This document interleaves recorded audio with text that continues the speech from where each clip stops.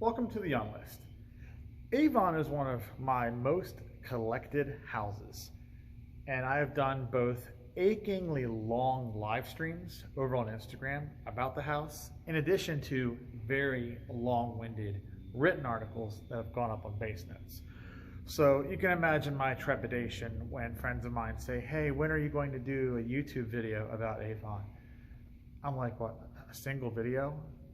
It's kind of hard to do a short 15 to 25 minute video on a house with like over 140 years of history. I mean, the 1880s is when Avon starts under the original name of the California Perfume Company. And then they eventually became Avon as we know them today, sometime in the 30s, when their founder and CEO and original perfumer as well, David Hall McConnell, he finally sort of retired from the company and then of course passed away within a few years.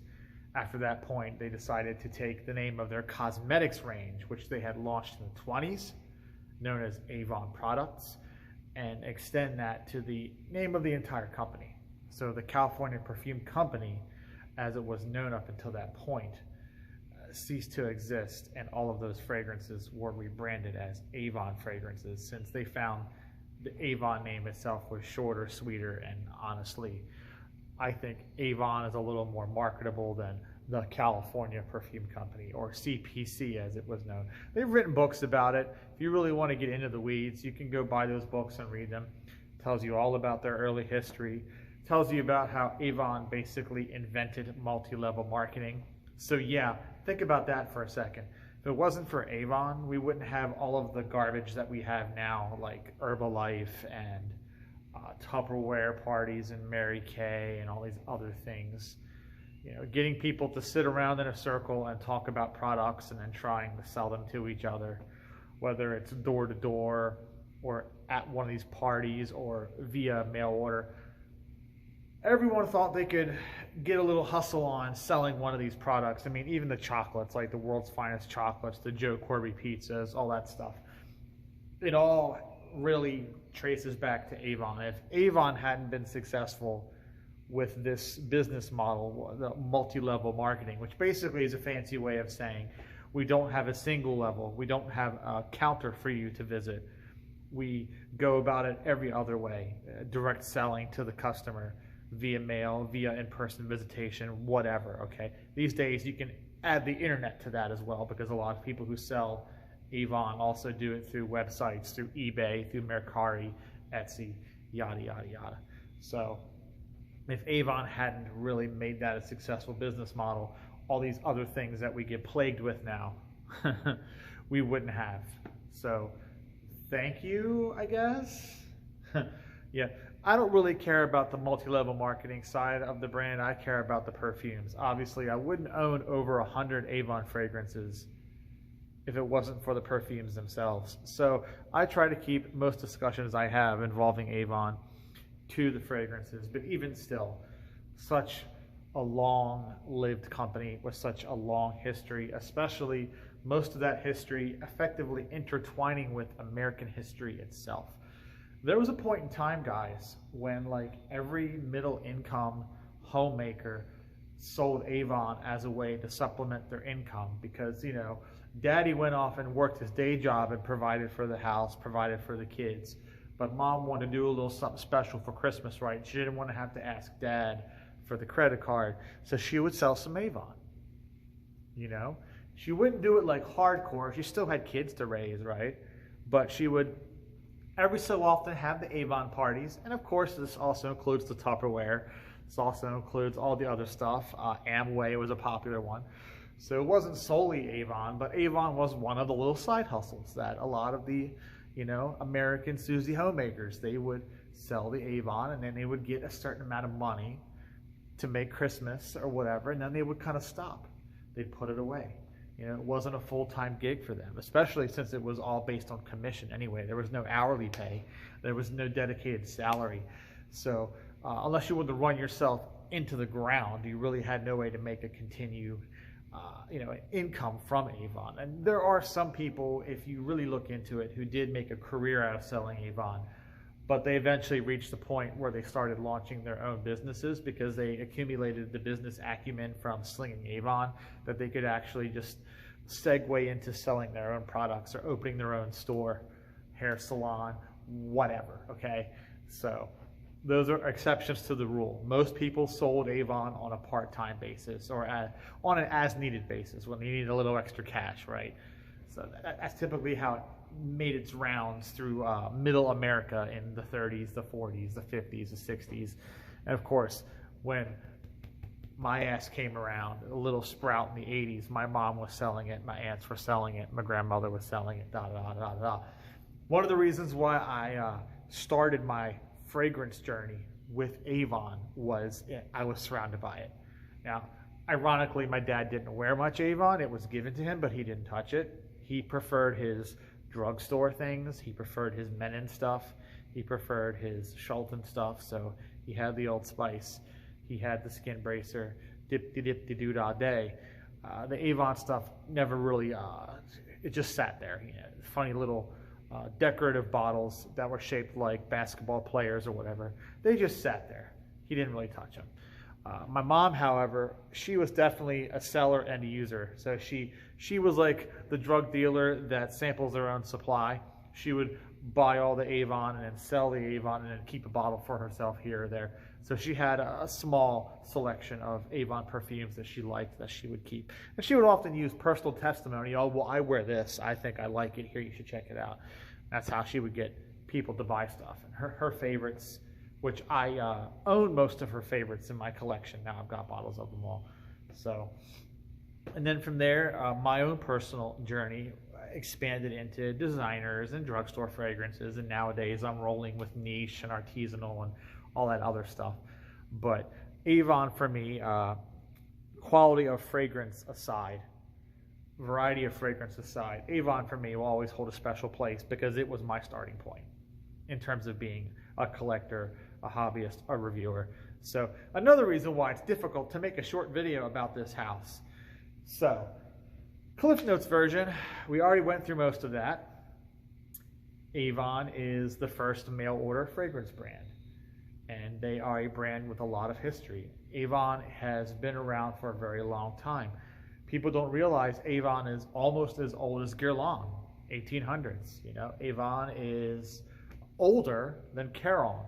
Okay, so you can speak about Avon in the same breath as you can Houbigant, Guerlain, Caron, Fragonard, Molinard, Marugia, all of these antique, well-loved European and French perfume brands that get all the praise from the cognoscenti. Avon actually can sit in that class of house. Most people don't realize that. They think it's something much more on the level of like, I don't know, a Prince Machiavelli or something that was more of a post-war product. Now, I will say that Avon probably started to really get noticed post-war. Most of its activities from the late 1880s until about the 1940s or 50s was confined to mostly urban areas, okay? So David Hall McConnell started his operation in New York City. He realized as a hobbyist perfumer, as technically, you could consider him an artisanal perfumer, but an artisanal perfumer from the 1800s.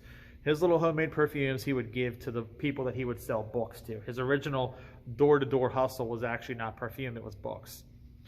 And he realized that people were calling him back to buy more books because they wanted the perfumes he was giving them as a gift with purchase. So then he switched gears to selling the perfume, and he got some capital. Back when you could do that, right? You could get loans from banks really easy. But he got some capital, opened a factory, hired a bunch of women because he saw women as the face of the brand, women as the primary customer of the brand. So he wanted everything to be about women with California Perfume Company and then later on Avon. So he made sure they were made by women, sold by women, to women. So it's by women, for women. That's been their slogan for a very long time, and there's truth to that. Even though there were plenty of men in the upper echelons of management, of course, but on the ground level, the foot soldiers were effectively all moms and grandmoms and stuff. So there you go. Now, Avon, or California Perfume Company, was originally an upper middle class product. It was the high society people who lived in the brownstones in New York, you know, the bourgeoisie, right?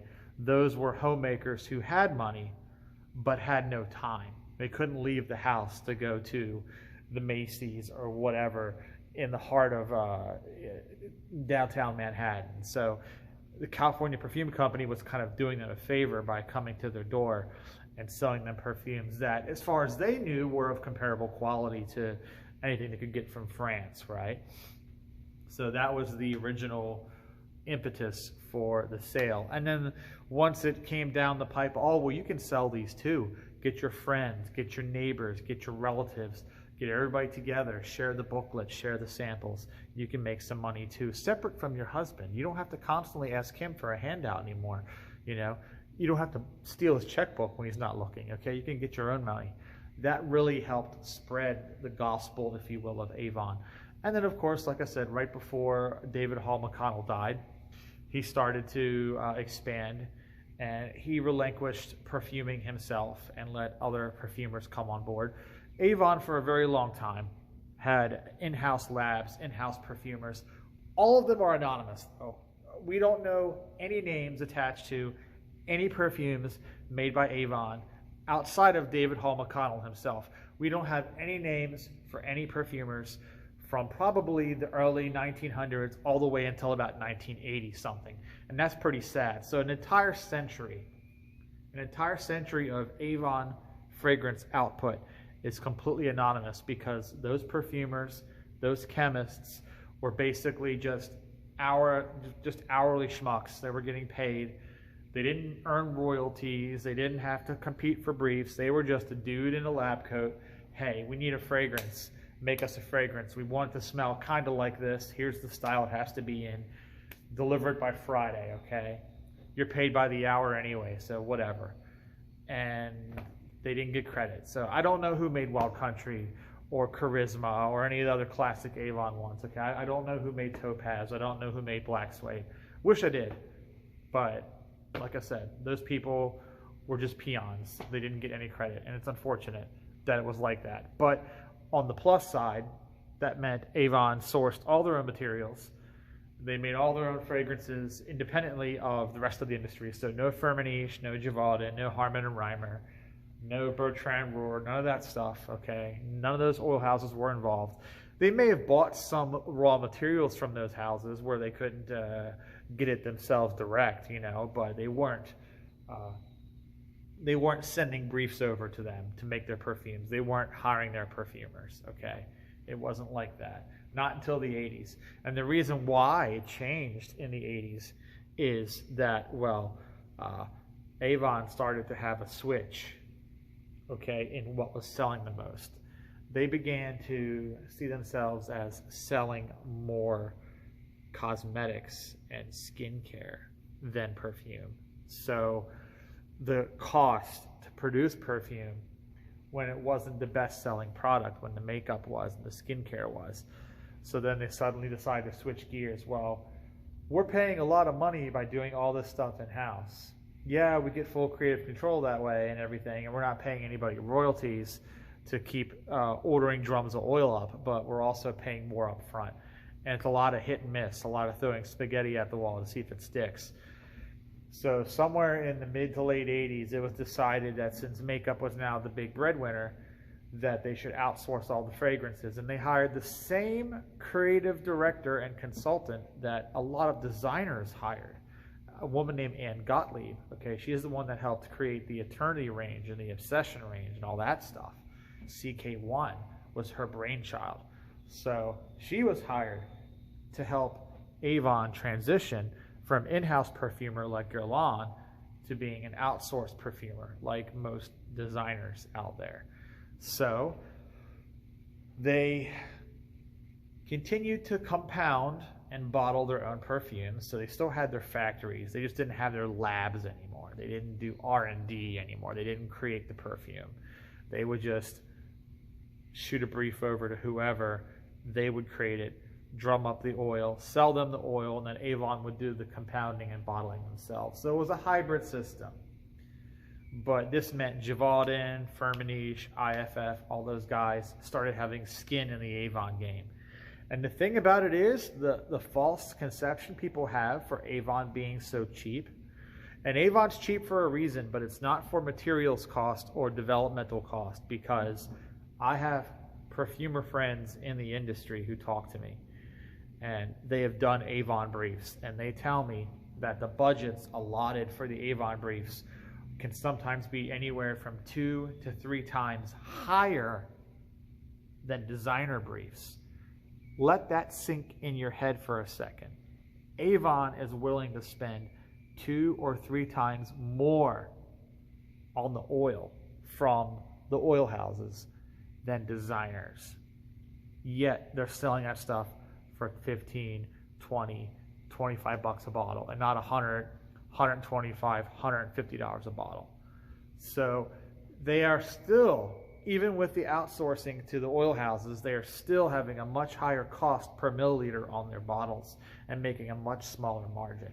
So how are they able to do that and still make money? See, this is where I get to answer that question for you, since you guys are curious. Well, how does Avon have such respectable fragrances then, in my opinion, yet still sell them for next to nothing? And well, that's because their overhead is very minuscule. And this is the part where I have to discuss how MLMs work a little bit. I told you I don't really want to go into that, but multi-level marketing puts all the burden of proof on the sales force, who are unpaid. They only make money on what they sell. So they're all pure commission sales force, volunteer at that, since they don't log hours or nothing. They don't have benefits or vacation or insurance. You know, at that point you're a busker basically, okay? But because of that, because they don't have to pay for retail space, they don't have to pay for third-party distribution to deliver their products to other retail spaces like a Macy's, like a Sears or whoever.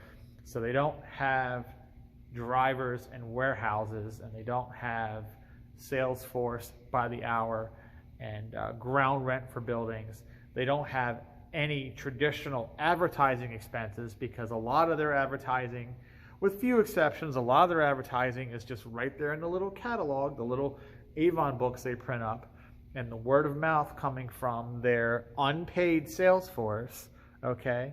So all of that overhead is gone. Now, some of you are going to say, hey, but Avon did have commercials on TV and on radio, and yes, they did. Very famously, they had the Ding Dong Avon calling commercials, okay, on TV in the 50s and 60s. And then they got a little more sophisticated with their commercials in the 70s and 80s. And yes, they had radio commercials. Yes, they had plenty of ads in magazines. And I've got clippings of tons of ads, okay? And you can find them on Pinterest too. They were very, very big on putting ads in Time and Life and National Geographic and all that stuff. So they did have some advertising budget, but they didn't have these massive ad campaigns with fashion models and actors and actresses. They didn't do a whole lot of that. The most of that they would do, okay, is sometimes, you know, in the early days, they would get Joe DiMaggio, Jimmy Stewart to rep their men's line when they launched that in the late 40s. And then they would also sometimes get a little bit of a celebrity involved with the fragrance, but usually it's because they were launching a fragrance for that celebrity. They started doing that in the 80s, you know. They made a fragrance for Catherine Deneuve. They made a fragrance for Billy D. Williams. They made a bunch of fragrances, celebrity fragrances in the 80s, 90s, 2000s. Avon was a big perpetrator of that, of course. So that does kind of count, but a lot of times their models that you see on their ads, the people posing, are just nobodies. They're just generic models. Okay, they're not anyone from you know, Sports Illustrated Swimsuit Edition. They're not in the fashion industry. They're not like that. They're just random people off the street. Hey, pose with a bottle for me, please. I'll give you $10. Go get some lunch. Okay. Again, very minimal overhead. So they literally would just pass all that savings on cost right on down to the consumer. They didn't have to pay So you don't have to pay any markup. That's how they do it. They can only put a $10 or $15 profit margin on the bottle that cost them $5 to make, and still make 3 times their money back if they sell 1 million bottles. And because everyone and their mother literally is selling Avon at every barbecue, every church function, everywhere, they were selling them. And since a lot of their fragrances lived and died very fast, lived by the sword, die by the blade, they didn't have to continuously purchase more oil. They would literally just do one and done fragrances. They would have a fragrance launch for one catalog, what they call campaign period. And then within 6 months, it's gone, because they've already got another one lined up ready to come out. And that is one of the reasons why they also have like 700, 800 fragrance releases, you know. So they've been around as long as Guerlain has, and they have like 4 times the fragrances Guerlain has. It's ridiculous. You could quite literally probably fill a room with Avon fragrances if you bought every single fragrance they have ever come out with since 1880 whatever up until now. You would probably need like a small vault to hold them all. I mean, I've got 100 fragrances from the brand, and I've barely scratched the surface of what they've made over the years. It's ridiculous. So yeah, it's not possible to do an Avon video all in one take. There's just too much to talk about, really. So that's a Cliff Notes version right there. You know, Avon has operated like that, and they still operate like that. In recent years, though, they've become less of an American brand and more of a global brand. But I'm going to have to really save that for a part 2. And I've never done a part 2 for a fragrance house, but I'm going to have to do one for this house because it requires a part 2. There's just no way around it. I got to do a part 2. So this is the end of my Avon video, part 1. Tune in for the next part where I will talk about more recent events with the house. I will go over their compositional style, what the fragrances generally smell like and how they've evolved over the years. And then we'll wrap it all up with some of my favorite ones from the brand. And that's how we'll end part 2. Thanks for watching part 1. Tune in for the next one. This has been The On List.